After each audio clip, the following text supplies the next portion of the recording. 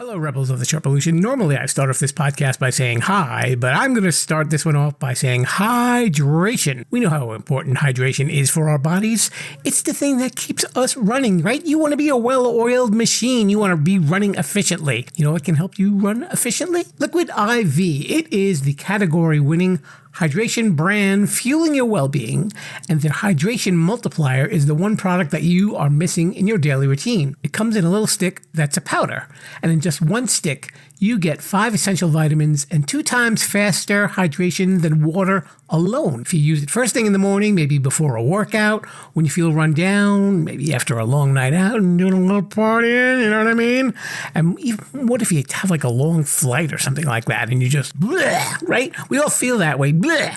So add this to your water, and that convenient packaging can go with you anywhere you go, even if you're going to the gym or you're traveling or you're at work and maybe you didn't have a great breakfast. At least it's something that will fuel you up in the morning. And there's a whole bunch of flavors that are available, like sea berry, strawberry lemonade, Concord grape, lemon lime, pina colada, tropical punch, watermelon, strawberry, passion fruit, guava, acai berry. Did I say that right? I never know how to say that. But those are just some of the flavors. Here's some statistics for you folks. 1 stick of liquid IV in 16 ounces of water contains 5 essential vitamins: B3, B5, B6, B12, and even vitamin C. And we all know how important those B vitamins are. It's got 3 times the electrolytes of traditional sports drinks. It's made with premium ingredients. It's non-GMO, and it is free from gluten, dairy, and soy. I'm going to offer you a great deal, Rebels.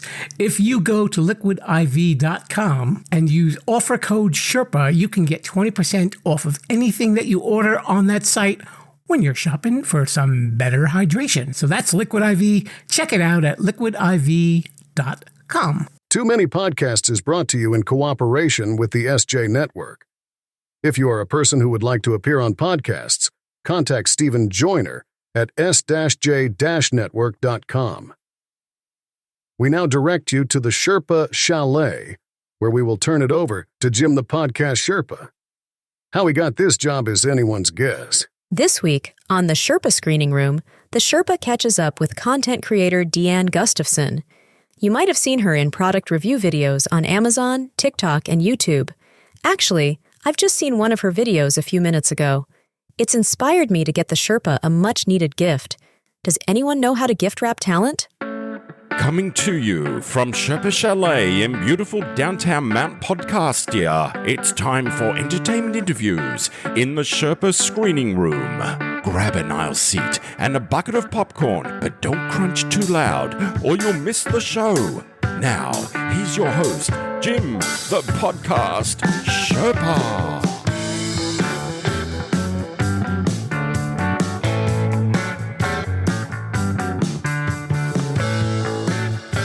Hello there, Rebels of the Sherpa, and welcome to the Sherpa Screening Room. It is a presentation of Too Many Podcasts, which is the podcast about podcasts. Who am I? It's me, Jim, the Podcast Sherpa, JTPS, if you want a really bad abbreviation. You know, we are in season 12 of this show, and season 12 has been really interesting, I must say. It's been kind of a homecoming of sorts in a way, because this season I've gotten to speak to people whom I haven't really gotten to talk to since the show first started in 2019, before the pandemic, or even during the pandemic. It's interesting because you'll notice that with a lot of my interviews, I speak to podcasters who say, well, it was COVID and I was home, so I made a podcast. And that seems to be a very recurring theme that you hear in the interviews on my show. But a while back, I got to play Sherpa Selects, which are, of course, the classic shows from the first season and older seasons, which we do on Saturdays. Are you listening? Of course you're listening, right? Yes. Just go along with me. And the episode that I was playing caught the attention of the actual guest of the show, and she said, hey, you know what?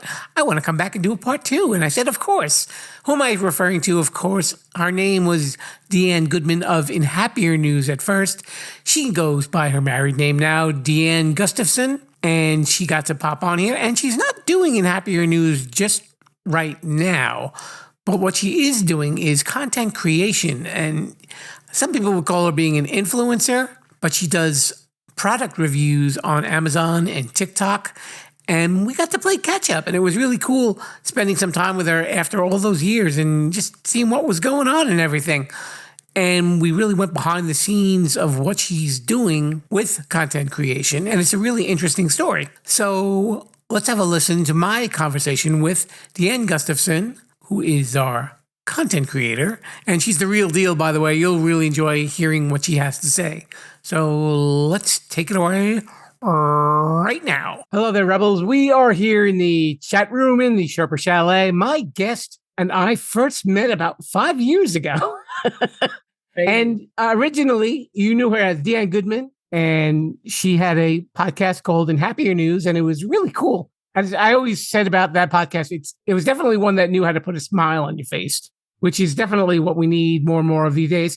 But nowadays, she's known as Deanne Gustafson, and she's been doing influencer work, and we're going to catch up with her. And here she is. Deanne, welcome back. Thanks for having me again. This is so exciting. It's so interesting that, especially this season, getting to talk to people that I talked to when the show first started. I think a lot of the podcasters, and I'm wondering if this was with you too, like when COVID hit and you were doing a podcast, you felt very kind of closed in and you kind of wonder like, okay, well, what's the next step? Yeah. I feel like for me, the close-in was having 2 kids. That will do it. I managed to do it all. Yeah. But I love what you said, that it brought a smile to your face, because that was my whole intention with that podcast, was just to inspire and uplift people with the positive news stories.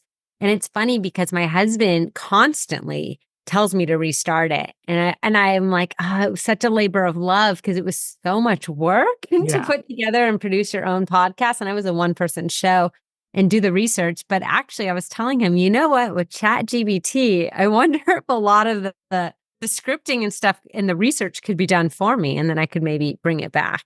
But anyways, so if anyone wants to take on that idea, I'm not, you know what, I say go for it because the world needs more positive news. But it was a 10-minute roundup of the positive news stories. I don't know if the listeners heard actually the original interview that actually we aired on Sherpa Selects a few weeks ago, which is how we got back in touch. You were pregnant with your second daughter. Yeah. So like a 5-year-old and a 6-year-old, right? Yeah, she's now, well, the second one's now 4.5. So I have a 6-year-old and a 4.5-year-old. And yeah, after she was born, anyone that's been through the newborn phase knows it's a lot of work. And with I had 2 under 2. So it was hard to do it all. So I just said, okay, you know what? I have to pause that and then focus maybe on things that were earning me a little more income. You actually did another show with your older daughter, right? I did. Yeah. So we had a TV show that was pre-COVID and that was really cool, called Growing Up Good. And then they kind of ended that with COVID. And then, yeah, I feel like you said everything kind of boxed in with COVID. So that did change a lot of things, like projects that had started before maybe didn't pick up afterwards. So what happened like when things started to change? Like obviously the podcast got a little bit much, especially with raising 2 kids and, and everything else that you had to do in your life. Yeah. So then I was definitely in the thick of mom life, which is great. I wouldn't have it any other way. So I definitely did that in their younger years. And then I started dabbling back into video content creation, which is really like what I love to do, being a former TV news journalist and anchor and reporter. So I started live selling for a fashion boutique. And I really enjoyed doing that. It was very part-time, but I liked being back in like the live part because I always loved that of TV news. I just hated being live covering a homicide. So it's way more fun to be live putting on clothing. So I started doing that. And then that led me to Amazon because Amazon has live. So I got into the Amazon program through Amazon Live. And then I did a couple live shows on Amazon and I literally made like a quarter. And I was like, what is the point of this? So I did one more because I thought, maybe my first one just wasn't good. And I think that second one earned me like 50 cents. And I thought, okay, I'm just going to tuck this program away for a while. Even after doubling your income, right? Yeah. I didn't touch it for 2 years. And then in January 2022, I joined a Facebook group and everyone was talking about shoppable videos on Amazon with the influencer program. And what is that? And those are basically product review videos, which I love to do that stuff. So I started doing those and it was like instantly money started hitting my account. And then I went all in and I just produced videos like a mad person. And I made thousands of videos in a year. Like, so, and I still do it to this day and I love it. Like, I love what I'm doing. I'm curious, I mean, you're obviously, talking about a lot of different products and everything like that. Are these things that even if you weren't doing this, you would probably buy? Yeah, I mean, a lot of it, some of it that gets sent to me, it's not my style maybe, or something I would buy myself. Right. But I try to be super honest in my reviews. So if something has maybe something that could be improved on it, I'll mention that. Mm-hmm. I never try to like bash a brand or a product. I'd rather not do the review than talk poorly about it. Right. So if people return it, I don't get commission anyway. So what's the point? But so I do kind of try to keep it always positive. But yeah, a lot of the stuff, I also buy a lot of stuff to review. So it's kind of a combo. Okay. Take us a little bit behind the curtain for like what it's like to be an influencer. Because I'm sure people probably see like folks like you doing this stuff and they're like, how do they get into this? How it's kind of like a different universe in some ways, you're just, there you are on social media. You're like, boom. So I always call myself a backwards influencer because I don't have a giant following like a traditional influencer does. I just have the skills of being on camera from being a journalist for so many years. So I kind of I feel like I got in a back door into the influencing world. And I'm still learning every single day. But now I feel like I've learned a lot. Also, I resisted the word influencer for a long time. I feel like there's such a negative connotation. Like you hear that and you're like, ugh, like influencers.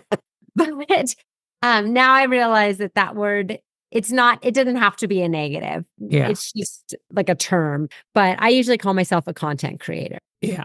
I can understand that. I know, especially in like when there was like the big wave of them, a lot of them who were on camera, they almost kind of seem to exist in like this kind of separate plane, like I remember trying to get one on my show a while back and they were like, well, where's your press kit? And I was like, it's a simple little podcast. You just have to sit down for a couple of minutes and chat. And then they want to know like 10,000 things. Like, how many people do you reach out to? It's like, it's just talking. Yeah.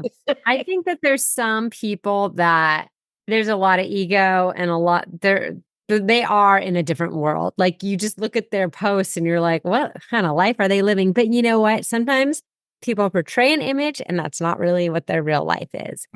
So I've always been really big on being genuine and being authentic and not trying to be something I'm not. Yeah. And I mean, I've seen a lot of your ads because we're connected on social media. And I'll tell you this honestly, it's like you're hearing it from a real person. It's a recommendation from your friend. It's like that. It's not this overly staged, overly dramatic. Oh, look at this product. You can tell the things that you're excited about, like the way that your eyes light up and your smile comes across. All that stuff and how to express that, especially like you said, with your experience, being on the news. Yeah. Being a backwards influencer, as you say, I think it almost gives you an unfair advantage in some ways too. How so? Well, I think knowing how to be very natural on camera is the one thing. And I think that probably relaxes the viewer, Yeah. I mean, that's the hope is that there's a trust level and they want to buy from me because they know it's something I genuinely am excited to share. But it is funny because, and we could talk a little bit about TikTok, but I feel like I'm trying to sell over there on TikTok affiliate stuff. And man, it's like there's so many gimmicks of like how to make your video sell. And it's totally not my style, which is the more relaxed and the more authentic. Like that doesn't convert. Really? So it's a little push-pull of like, okay, do I have to be like, the hook of something like this is going to change your life, You have to have like certain music playing in the background and stuff like that too. I don't know. I'm still figuring it out. I'm throwing dirt at a wall.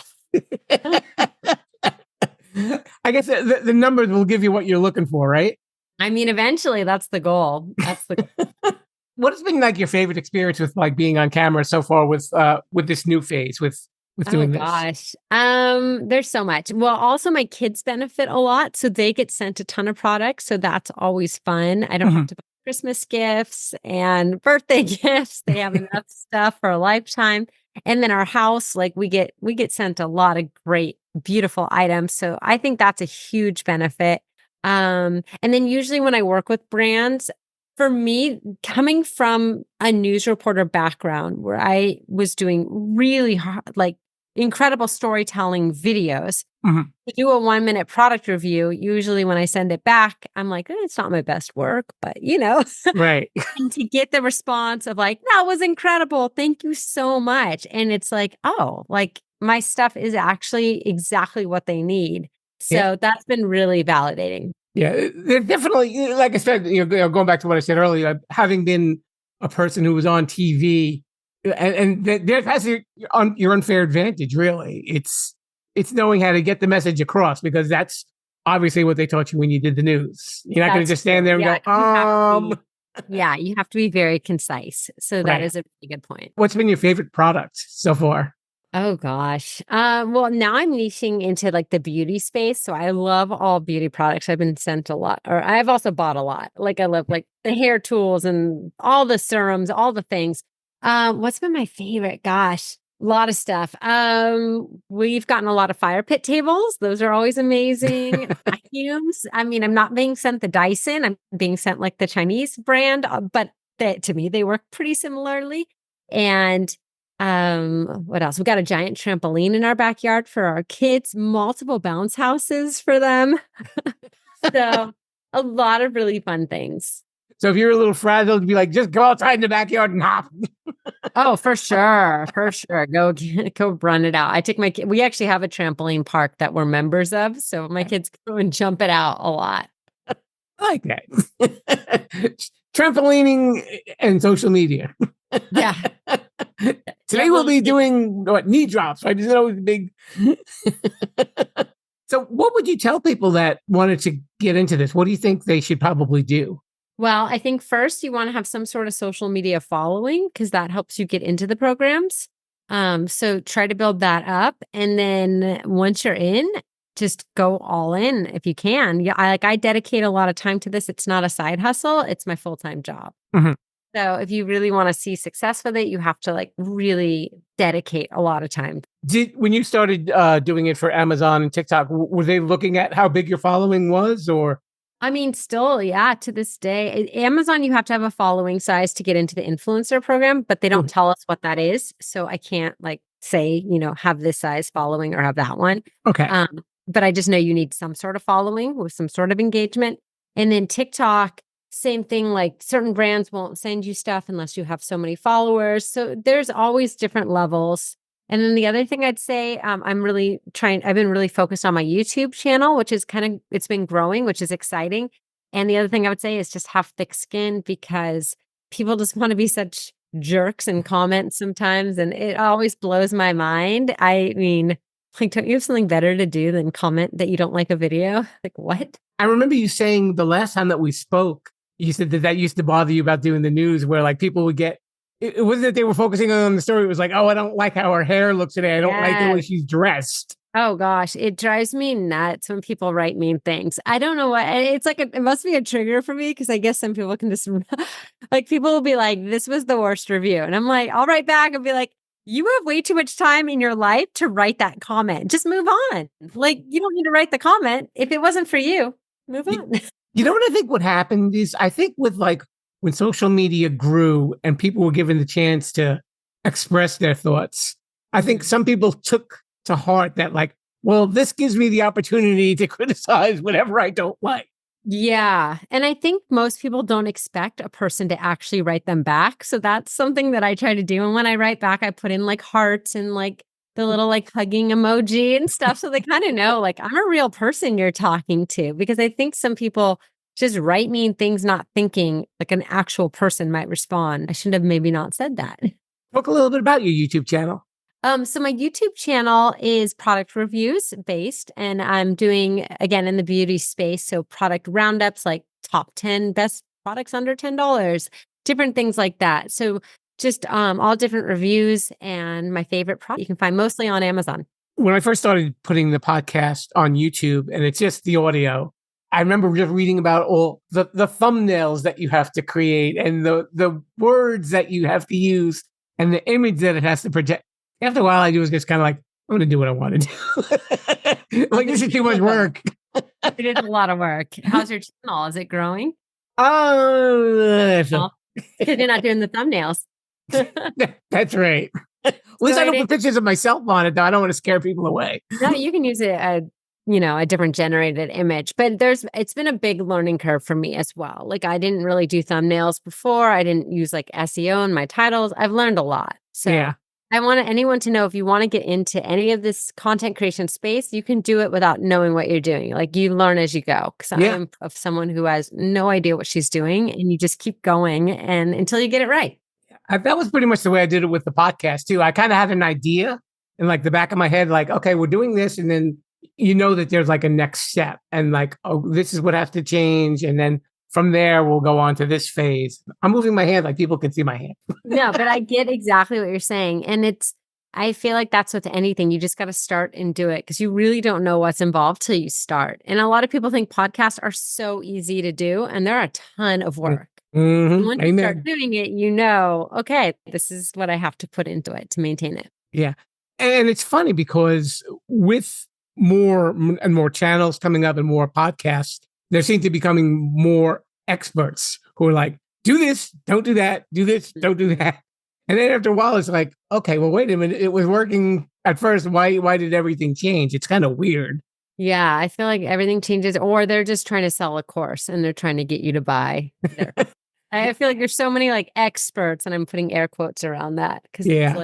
And you and I have probably seen about 1,000 websites that promise, oh, if you give it $100, we'll give you 20,000 YouTube followers. And yeah, they're probably not even real people. Don't do that. Yeah, it's tempting. Sometimes it's like, I just get the numbers I want, but I think it's better to just do it the hard work way. Right. And especially, you're taking time, especially when you're talking about products that I'm sure you're probably, doing a little homework, making sure that everything is safe. And, you know what you like about it, what you don't like about it. And you want to convey that. You don't want to deal that with like somebody who's not really there. You're actually kind of making a human connection because, you're recommending stuff. Mm-hmm. Yes, absolutely. What's the name of the channel so if people want to check out on YouTube? Okay. On YouTube, it's Deanne Gustafson. So it's my first name and my last name, which are hard to spell. So put it in the show notes and we'll just link it for everyone. We can do that. Okay, awesome. I feel like I have a hard first and last name, but that's my YouTube channel. And that's also my TikTok. My Instagram is different, and then my Amazon channel is different. So maybe we can just link everything in. We can do that. All right, perfect. Nice and easy. Now, everything is Sherpalution for me, so people will have an easier time finding me. Yeah. Oh, and I can also tell you, and I'm not here to pitch anything. Like I really came on with zero agenda. But if people are interested in doing the Amazon influencer program, I do one-on-one coaching as well. So if that's something that someone wants, they could always reach out to me, and I can let them know about like how to work with me. There we go. See, they've already got a foot in the door now. I know. I kind of forgot about that, but that is something I do offer. Yeah. Okay. And you don't have to pay her $1 million to get 20 million views or anything. Very, very affordable. Just buy my course. No, I'm just kidding. I don't have a course. You can buy your course if one existed. If one, yeah, exactly. I'm like the least slimy person ever. I'm very, very real. I can attest to that, ladies and gentlemen. Deanne Gustafson, so nice to see you after all this time. Oh, 5 years. Well, let's not be strangers. We'll have to do another update in a few years, see where we're at. That is true. Thanks so much for coming on the show. You're so welcome. Let's get back to the Sherpa. Sorry about that. No! A very special thanks to Deanne Gustafson for spending a little time here in the Sherpa Chalet. Deanne, it was such a pleasure to catch up with you. And if you want to see the links to where she's going and what she's doing, they're right there in the show notes, right there in your podcast player, of course. And if you want to hear where this show is going, you know where to go. It's on your favorite podcast apps, and even the ones that you don't like, or even Sherpalution.com, the website, or our Sherpalution YouTube page, which is at Sherpalution5000, if you're looking for it on the YouTube thingy. I'm over there, too. I'm like right next to Deanne. Hi there. Just waving from a distance. I don't know. So, and if you want to follow us on social media, Sherpalution is the word that you need, SHERPALUTION, on Instagram, Facebook, X, and even that little TikTok. So until next time, thank you so much for listening, and we hope to see you next time right here on this very channel. And I say to you, Viva la Sherpalution. Thanks for listening to the Sherpa Screening Room. Don't forget to subscribe, rate, review, and share this podcast. I'm Mr. Bruce, and this has been a Sherpaloo Studios production. Viva la Sherpalution. You know, Rebels, if you've been checking out some of my promotional ads on social media, you'll be aware that I have been using a lot of AI programs to help me create ads. But you know what? There's a lot more uses for AI than just funny little videos. And I'd like to introduce one of our new sponsors, Podium. It is a leader in creating AI tools for podcasters. Now, let's say you've got a podcast, or maybe you're even thinking of doing a podcast. You're probably wondering, well, how can AI be integrated with your workflow? I'll tell you about Podium. As a podcaster, you know that writing show notes and creating chapters and transcribing episodes takes a lot of time, and it can cost you a lot of money too. But you know what? That's where Podium comes in. It's an AI tool designed specifically for creators and podcasters with the goal of making post-production tasks quick and easy. And in just a few minutes, Podium generates show notes, chapters, summaries, clips for social media, a full transcript, suggested episode titles, social media posts, and more. Whew, that's a lot of work for one little program. Your show notes are key to your podcast success because it helps new listeners find your podcast and they'll know if it's a fit for them. You know, kind of like too many podcasts. It also improves your SEO, that's your search engine optimization. Ooh, big phrase there. And overall accessibility. And with Podium, you can focus on creating a great podcast and let Podium's AI do the heavy lifting. But Podium isn't just for solo creators and podcasters. It's a game changer for editors, producers, marketers, agencies, and production studios. Teams that use Podiums are able to increase workloads, decrease turnaround times, and improve their quality. How does it work? Very easy. First, go to Podium's website, and you'll see that link that's right there in the show notes. You get 3 hours free just to try it. Pretty cool, huh? And using that link also supports this show as well. And you know what else happens? Because I'm a good guy. You use my link, you will get 50% off for your first month. So visit the site, upload an MP3 file, and download your files, and that's it. And if you need anything else, you can use Podium GPT to generate articles and any marketing copy you might need in seconds. Instant show notes, transcripts, chapters for your podcast or channel. This will level up that podcast. So check out Podium today.